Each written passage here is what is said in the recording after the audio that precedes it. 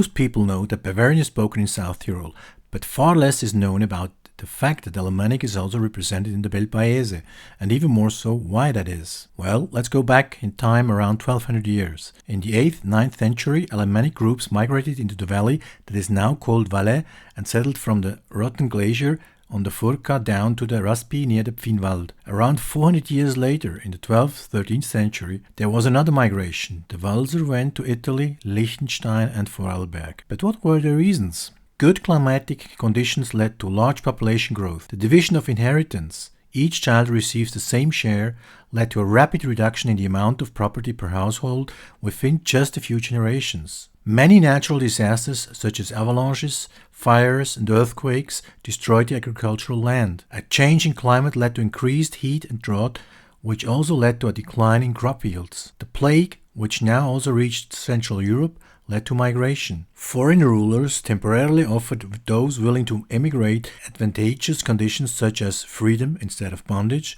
lower jurisdiction, and tax relief. The people from the valley, now known as the Walser, settled in the new valleys or lived in the high altitude regions, while the Romanche people, for example, inhabited the lower lying places. So it happened that a number of these emigrants also moved to the valleys south of the Monte Rosa massif, to the Pomate, sometimes to Lago Maggiore, and brought with them the language of the Valais. Unfortunately, some of the settlements have now been abandoned, or the Italian language has replaced Walser Alemannic. Nevertheless, the language lives on